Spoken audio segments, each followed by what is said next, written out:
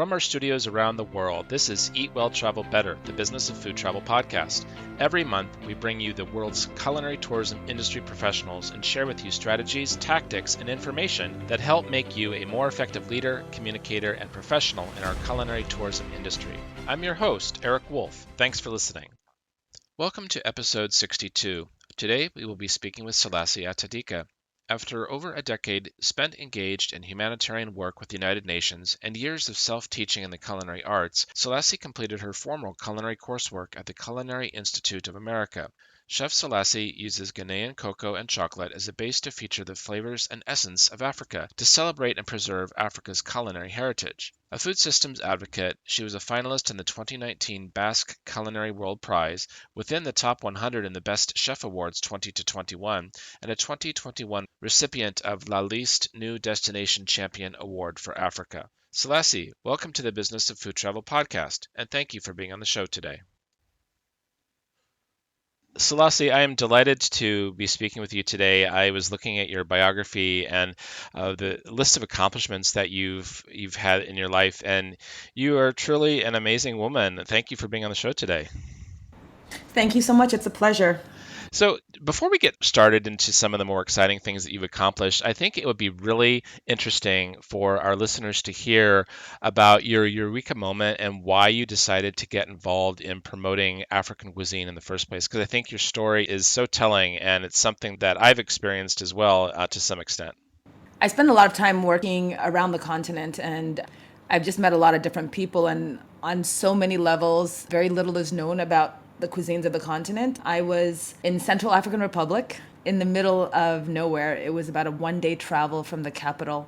We were on our way to a national park, and the only place to stay was a relais de chasse, which is like a hunting lodge. And there was a young French sort of gap student that was working there. We were talking, and he was just saying how he'd been in Central Africa for a couple of weeks, and the food was just terrible, and that African cuisine was terrible. And I sort of started probing a little bit further, and I just said, how long have you been here? Then I got the 2 weeks. I said, which other African countries have you traveled to?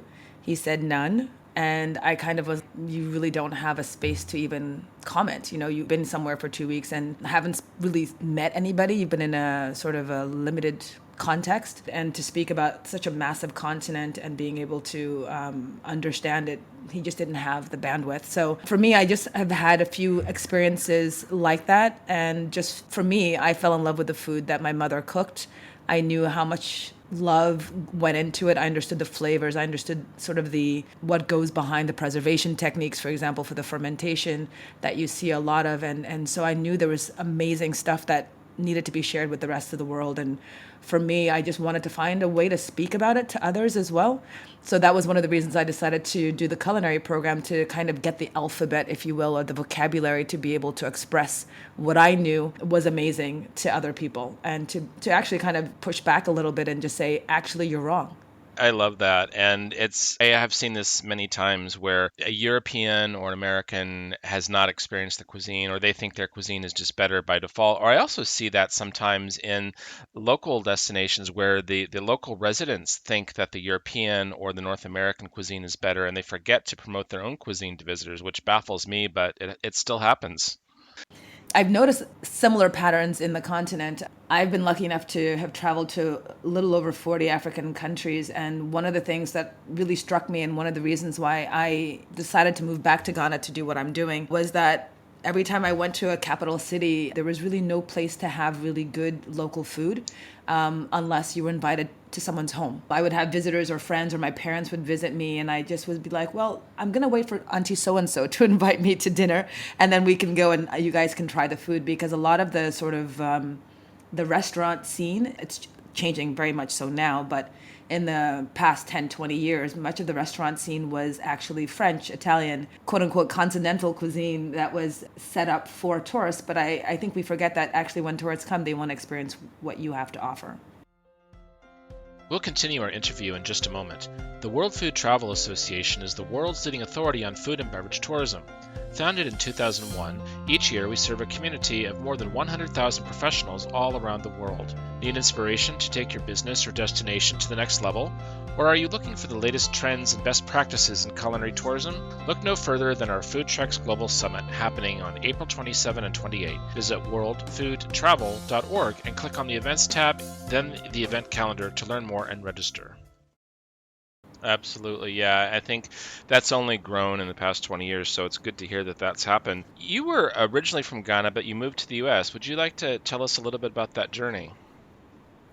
Yeah, we moved in the early 80s. Ghana was going through quite a bit of instability at that time, so my family actually needed to leave Ghana at that time. We ended up moving to the Gambia. We lived there for about a year before moving to the US. I guess for me, coming to the US, our main cultural sort of underpinning was always around food.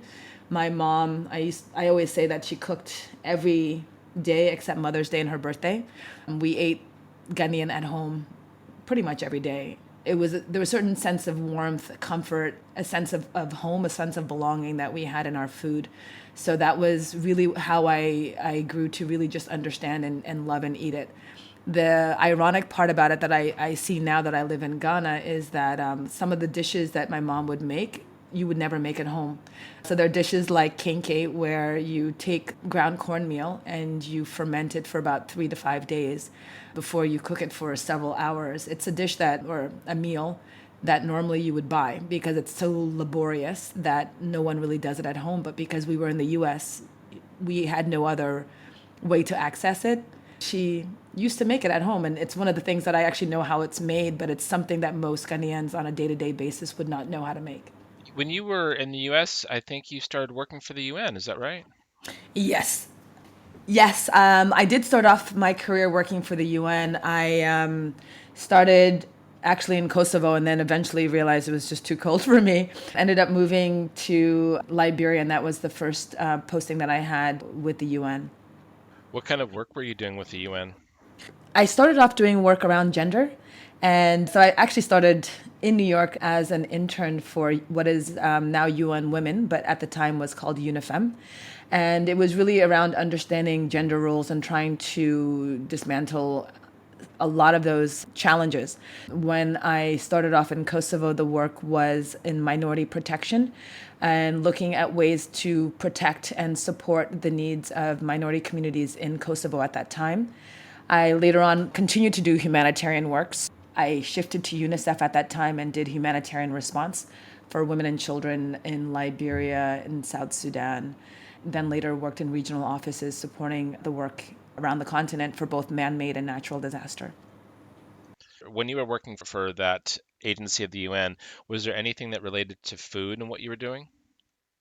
What I did see was my work was not specifically around food, but the connections that food had for communities was apparent. For me, as I started seeing food bringing people together over and over again, I started realizing that food entirely on its own was an important way to both respect culture, but also to move it forward and to move communities forward. My cuisine is what I call New African cuisine, where culture, community, and cuisine are intersecting with environment, sustainability, and economy. So the more we're eating what is available and grown locally, the more we're respecting the culture and the more we're respecting the environment, but at the same time, we're creating and stimulating the economy, the local economy.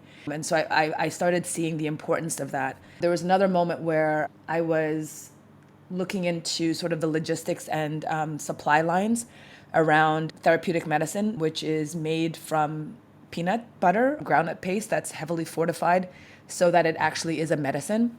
And one of the challenges that you would see is that this product is produced in France. It's brought in and it has to go through the ports. It has to go on trucks. It has to be moved into different locations. And at this time, I was in northern Nigeria. And it was amazing to be waiting for a product to come through the port in Lagos when it was an ingredient and a product that actually was grown locally and not in France, right? So you've got peanuts that can grow in this area of northern Nigeria. But because of major issues, the food was not getting to the children. So I started thinking more about food not only being something where it's about access or it's about rainfall, sort of the more logistics part of it, but also the social aspects of food. To understand in some societies why girl children are not being fed a certain way, why in societies the different elements that can cause food insecurity. We know that the role of women in cuisine all around the world has been significant, whether it's the actual cooking at home or the farming in the fields or the preservation of recipes and cookbooks and so on. But a lot of times when you look at chef competitions, it's men who are getting the awards and who are taking the stage. And that's something that has always baffled me. I applaud you for taking the step as a woman and really taking a stance and helping to advance culinary education and so on, the transfer of knowledge in your own country and culture, because I think it's needed. And I think it's something that is unfortunately all too often overlooked. One of the things I always ask myself when I see a lot of male chefs is, I wonder what happened with their sisters. Were they not also given that same love from their grandmothers and their mothers? And that's when you start seeing how, even in the work that I was doing around gender, you see how women are sort of pushed out or pushed back in certain parts of the kitchen. One of the things I noticed in Ghana is that when I first moved back to Ghana, I was part of a panel discussion on the role of the arts in making culture and in nation building. I was the only woman on the stage, but I was also, all the other participants were what people considered art forms. So there was a photographer, there was a painter, there was a writer. And so people were like, what's this cook doing on the stage, right? So one of the questions that I got asked early on was, what is the difference between a cook and a chef? Because in Ghana, the word chef was never really used with national cooks or national chefs. It was always men were cooks, women were cateresses or were involved in catering. The title chef never really kind of came to the forefront, particularly when we were talking about Ghanaian professionals.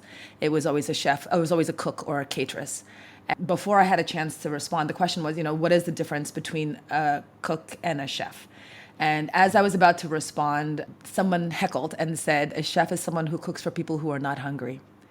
It stuck with me. And I think to this day, it actually was probably the most appropriate answer someone could have given for me, because a lot of the thinking that I do around food is not necessarily about feeding you today. It's about how are we going to feed ourselves and how are we going to feed our culture in the next 15, 20, 30, 40, 50 years. And those are the questions that really sort of, if you will, keep me up at night and help inspire what I do.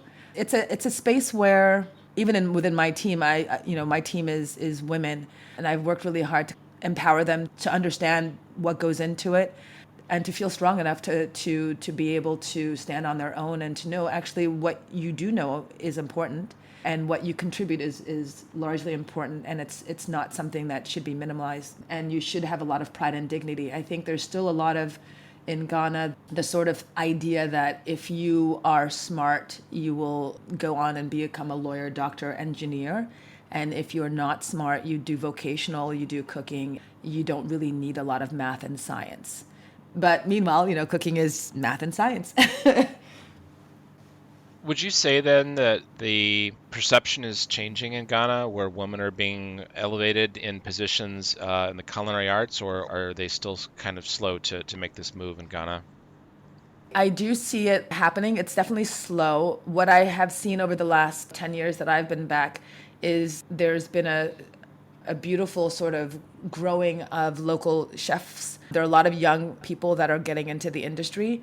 Disproportionately, most of them are men, but you're seeing that there's much more representation by Ghanaian chefs. When I first arrived, I remember and in fact, I don't think it's changed. Most of the hotels and restaurants in Ghana are all expat chefs. They bring in expat talent and chefs to lead these kitchens. When you see Ghanaian chefs coming up, they're actually doing kind of what I started doing, being an independent, starting off doing pop-ups and then looking for a space and a place to land. Interesting. Yeah, we see that a lot in other countries where the chefs are brought in, like the local people don't feel like, well, either it's beneath them or they just are not interested, or maybe it wasn't part of their upbringing or culture to actually work in the kitchen. So they import the chefs and the cooks, and it's not a great way to preserve a local culinary culture, is it? No, not at all. And I think sometimes there's not even a conversation or communications. I remember there was a female chef from Colombia that came to visit Ghana, and the Colombian ambassador, she was an amazing advocate of gastronomy. She invited the two of us to do a dinner together. The the embassy had already arranged for this visiting chef to cook at one of the top hotels in Ghana. We did the dinner there. While she was cooking there, she kept calling me and saying, "Hey, where do I find this? Hey, where do I find that? Hey, where do I find that?" And I was like, is there nobody in the hotel that can direct you? That's when it really was clear that because of the volumes that they're moving and because of the relationships they already have, because of the margins that they're trying to force, most of these hotels are importing a lot of their ingredients. So they have one or two local chefs that are on their team that are in charge of putting together the local meals. But there's not a lot of time, respect, understanding. So there's almost like a apartheid in the kitchen. And it was really interesting because when I showed up for the dinner to prepare everything, there were one or two things I forgot. So when I asked the local team where the prekase was, they were like, "Oh, that's downstairs in the staff kitchen. We'll go get it for you." So there was literally like separate kitchens. It was like, "Oh, you want local ingredients? That's where they prepare the staff food. Go and get it from there." It's not in the quote unquote sort of kitchen that is being used for hotel guests.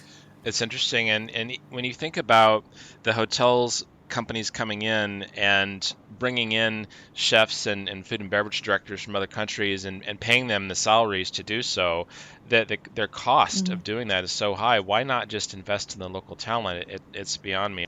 It's the long game. I think a lot of people are not ready to invest in the long game. It could very well be. They want a solution for today. They're interestingly enough, we were trying to put together a training program, and we went to some of the hotels and said, "Hey, would you allow your staff and would you be able to invest in such a training program if we put it together?" And the answer was actually no, because then they would be asking for a raise and then they probably would leave me. Interesting. Well, that does happen when people get more education and more background experience. That can happen, but Definitely can. But I also think at the end of the day, you also benefit as well. We all have to invest in the industry because then someone else is getting educated somewhere else and coming back to you too. that's very true. And kind of going back a little bit about what you were saying about the peanut product from Nigeria, but also when you have European or American hotel companies coming in to set up shop, is there a perception that this is neo-colonialism? Yes, there is, and then no, there's not. So on some parts of it, I think there's a piece of it which is our psychology, where sometimes we see what is from the outside as better quality than what we have. I'm working in the chocolate industry, but we at the same time have imported chocolate that comes from different countries that people would prefer to have rather than the one that's made locally, even though the one that's made locally is often bean to bar or has higher cocoa content, has less preservatives, et cetera, et cetera. You start seeing that people are sort of taught that, oh, well, it's X brand from Switzerland or from somewhere in Europe, and so it's got to be better than what is made locally. I do think, though, that there gets to be a point where I say that there are hotel companies coming in, there are products coming in. Some of it is, heavy marketing. Some of it is subsidies. Sometimes we just don't get a fair shake in country. I'll just give another example. In the early 80s, there was a lot of rice from the US that flooded the Ghanaian market. It came with marketing dollars, and so a lot of the street vendors were given aprons, given the rice, told to try to do a certain type of fried rice. And to this day, this fried rice has become super popular, and it's much faster and easier than some of the traditional fufus and bankus and kenkes, and in terms of speed to prepare it in 20 minutes and get it on the table. You see a lot of our food culture getting wiped out by sometimes forces that you don't even understand. And when I went back to do the research, it seemed that at that time in the US history, there were subsidies of up to 73% that were given to rice farmers, and that created this massive glut, and it ended up in Ghana. It's had a beneficial effect, like you said. People can get food on the table faster, but at the same time, it's at the cost of reducing your culinary culture to a memory. But let's talk about something fun. We've talked about quite a few serious and intense issues, and You Yeah. work in chocolate, and I think I've only met one person in my life who didn't like chocolate, which I still don't understand. But but chocolate is a happy industry, and it's interesting because just in the at the end of last year, we were trying to create a white paper about chocolate tourism, and we did Uh-huh. look at Ghana, we looked at Ivory Coast, we looked at many other chocolate producing countries like Indonesia, Brazil, Grenada, and we could not Hmm. believe how difficult it was to get a sense of what was happening with chocolate tourism. It's just not that well organized. But here you are making chocolate, exporting chocolate with Ghanaian beans, the cocoa beans, and having success with this. So tell us a little bit more about how you got into this, the successes and challenges that you've had, and do you see future visitors coming to Ghana to try chocolate on site? I hope so. So my journey into chocolate has been sort of accidental in many ways. I started off doing these dinners in Ghana, and the dinners were really about highlighting local ingredients that were either underutilized or undervalued. Ghanaian cocoa was just one where we have it. It's an amazing ingredient, but we're not using it a lot in country. Most of the beans are being exported out. So everyone knows about Ghanaian cocoa beans, but people were not talking about Ghanaian chocolate.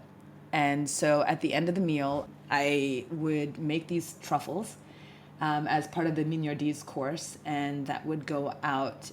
People started asking for them outside of the dinners and wanted to purchase them. We started making them in Ghana around 2015, and I just really used the chocolate as a platform to highlight local ingredients as well. So my very first truffle was using ginger because we love ginger in our cuisine, and so we ended up candying it in honey. We made our own ginger liqueur, made this little sort of classic rolled truffle out of it. Kept going along that theme and thinking about what other ingredients from the dinners, what other ingredients we were finding that we fell in love with, we could use in the chocolate. In 2020, during COVID, we had to stop our dinners. The pivot that we made at that time was, okay, people can't come to us for the dinners, but our chocolates can go to them. We managed around November of 2020 to get our chocolates into the US for the first time. For me, it was just a wonderful way to share my food culture in a product that, like you said, most people love. So yeah, it's a great place to start a conversation. And I think it's easily accessible and it's relatable. And so that's how Meet a New Chocolate started. Wow, exporting a new product in the middle of the pandemic in one of the world's most difficult markets, that's nothing challenging about that, was there? No, especially when the entire world is actually just trying to extract the beans, right? So yeah, definitely a lot of challenges, and I think having seen that there was no chocolate coming out of Ghana, I don't know why in my mind I was like, it can't be that hard. But I've learned. What would you say some of the challenges are that you've learned to overcome? I'm not trying to overcome all of them, but one of the biggest challenge has been cold chain. So the truffles are made in Ghana and shipped as finished product. That is a challenge to make sure that the temperature stays within that 18 to 20 Celsius through the journey. We figured it out and it's working. Hopefully, we will get better at it. Other things that we've done around that is also create new products that are more shelf stable and are less delicate. So we now have drinking chocolates and we have bars and snacks that we have as part of our product mix. One of the challenges that we're still kind of struggling with is in Ghana, the legal infrastructure was really set up for the extraction of the cocoa beans. I think during independence, the idea was that the income from the cocoa beans would support a lot of the social aspects, whether it was education and healthcare, etc. There's really a strong emphasis on that. And now that we have a lot of artisanal makers in the chocolate and the cocoa space, that's being revisited. But as of today, it's illegal for me to buy cocoa beans from a cocoa farmer.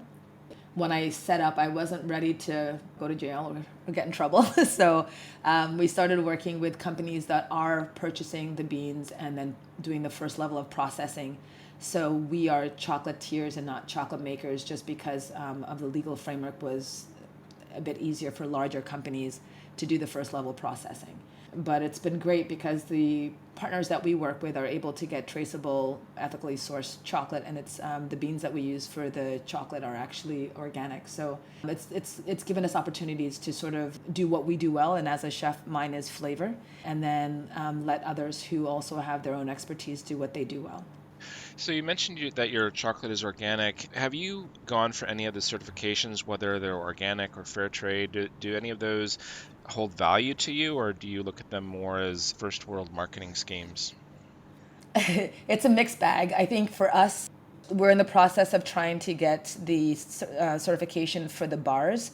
For me, it's a bit complicated, I would say. I do want to try to get as much as possible the certification, but I'm not tied to it because a lot of the spices that we work with are grown well.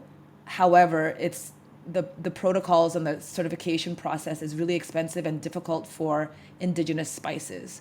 The spices that we work with do not have that certification, but the beans that we work with do have that certification. So for me, I hope that people understand that a smallhold farmer who's producing a lesser known spice like precasse is doing it in a proper way, but the certification process is expensive and laborious, and they would not be able to get that done. But we want to share that spice with the world. That's how we explain it. As much as we can, we work with good agricultural practices in terms of who we purchase from, but it can't always be organic. So I think in terms of standards and principles, it's a great idea, but in implementation, it becomes complicated. And oftentimes, I think some of the smaller hold farmers, the lesser known ingredients, end up suffering because of these schemes. Would that be something like bisap that I saw on a recent map of spices across Africa and where they come from? Yes, I think we have to remember that a lot of the agriculture is coming from smallhold farmers. Smallhold farmers do not have access to a lot of sort of the resources that would allow for them to get these kind of certifications, but they can be done in standard good practices. Bisap is, some people might know it as, in the Caribbean, they would call it sorrel. In Senegal, they call it bisap. In Ghana, it's called sobolo. Nigeria, zobolo, kerkeder in the sort of the Middle East. It's from the wild hibiscus family, and the petals are used in many different teas and drinks and tisanes, while the leaves traditionally are used for soups and stews. They're coming from smallhold farmers who don't have the resources, and I think you'll see that with a lot of other ingredients that have huge potential to create economies for rural communities. Can you offer any advice to communities that feel like they're not getting a fair shake when it comes to the food that the ingredients that they're producing? It sounds like there's a lot of moving parts, a lot of regulation. I can't even begin to think about all of the different components that go into it. But what advice could you offer to other communities, whether they're in Africa or Latin America or Asia? There has to be some common threads of knowledge that you could share. We need to create supply and demand around these ingredients that are equitable. So first, having to understand what are the existing bottlenecks that that ingredient has while creating support for, while creating the demand for it. So one of the challenges I've been sort of seeing is how do we as communities make sure that the indigenous communities are benefiting from the sort of popularization of these ingredients. I don't know if that's even a word, but as these ingredients become more popular and become more mainstream and or potentially become, superfoods, how do we make sure that the local communities where these ingredients have been grown for decades continue to benefit? That's why I think it's important to create the demand. But before the demand, you need to understand the supply line and to make sure that the right systems are in place to ensure the benefit of these communities. Some countries, some governments have done better, but there's still challenges. I know there's around, for example, rooibos tea. Rooibos tea is one of the ingredients that we use in our truffles, and it's a red tea that comes from South Africa or Southern Africa. And the South African government now has a whole policy where the companies that are producing it have to give a certain percent of their profits back to the communities where this has actually been grown and where these ingredients have a geographical identification. So I think we don't have enough geographical identification. How do we look into doing more of that? How do we look at creating processes? Understanding, I think it's also important for us to understand how much of this ingredient is available. How much should we be sharing? Is this ingredient something that needs to stay for the community's use? Is this an ingredient that needs to be shared with the outside world to allow that ingredient to survive, because I think there's a lot of different things that go into it. The community needs the income, but the community might also need the ingredient. How do you create that balance? And I think it's by having conversations. We need to have conversations, understand the ingredient, understand its value, understand I think the environmental impact, and then build around that.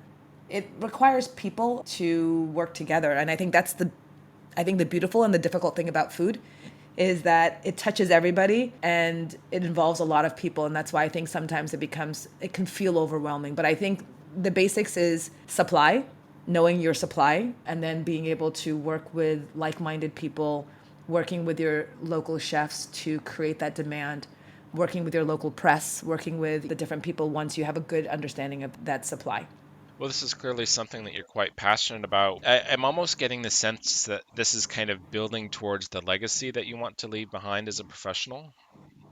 Yes, I think for me, trying to find space for local producers, whether it's artisanal ingredients like dawa dawa that are fermented by local women, or it's an ingredient that is currently at risk of deforestation. How do I, as a chef, create a space for those ingredients to survive me and survive the next generation? And how do we make sure that we create the economy for the people who have been producing it to continue to produce it? And I think that's the legacy that I would love to leave behind, and trying to figure out how to do that. And at the moment, the foundation of it is to try to have that conversation through chocolate. Well, chocolate's a great thing to have a conversation about. Think about how many times we've had hot chocolate or someone's offered you a piece of chocolate.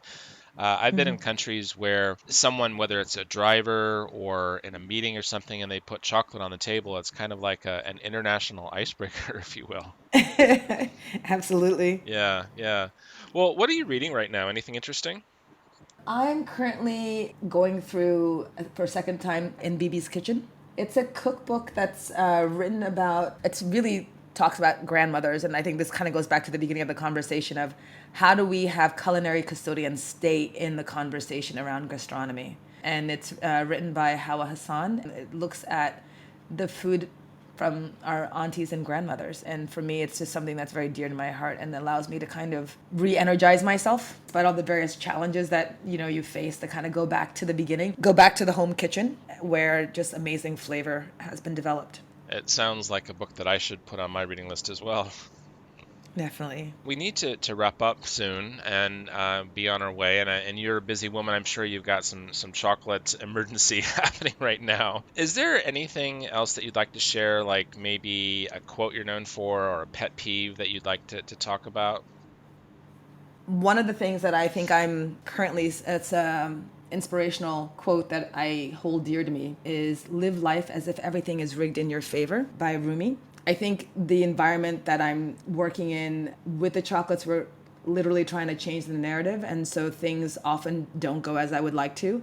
So it's just kind of trying to remember that everything is happening for a reason. I need to understand it and to work with it to keep going. It is rigged in my favor, and I just need to sometimes turn the puzzle pieces around a little bit and have a new look. I love that. So not give up, but try to look at things through a different light, through a different lens. Absolutely. Lovely. I would love to also share, if possible, a discount code if anyone would love to buy some, or try some of our chocolates. Sure. It would be World Food Travel 10.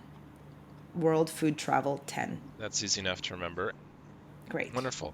Well, Selassie, thank you so much for sharing your knowledge of Ghana, the infrastructure, the production process, the chocolate industry, the culinary industry. You definitely opened my eyes, and I'm sure the eyes of many of our listeners as well. So thank you so much for sharing your time today. Thank you so much, and it was a pleasure talking to you. You as well. Take care. Bye-bye. That's it for this episode of the Eat Well, Travel Better podcast. This episode is brought to you by the World Food Travel Association and its Food Treks Global Summit, the next event of which takes place on April 27 and 28, 2023. We'd like to hear from you. We invite you to share your ideas, questions, and thoughts about the podcast by emailing us at help@worldfoodtravel.org, or you can connect with us and comment about the episode on major social media platforms. Special thanks to our guest, Selassie Atadika, and our sincere thanks to you for joining us. I'm Eric Wolf, wishing you a safe, happy, and productive month ahead.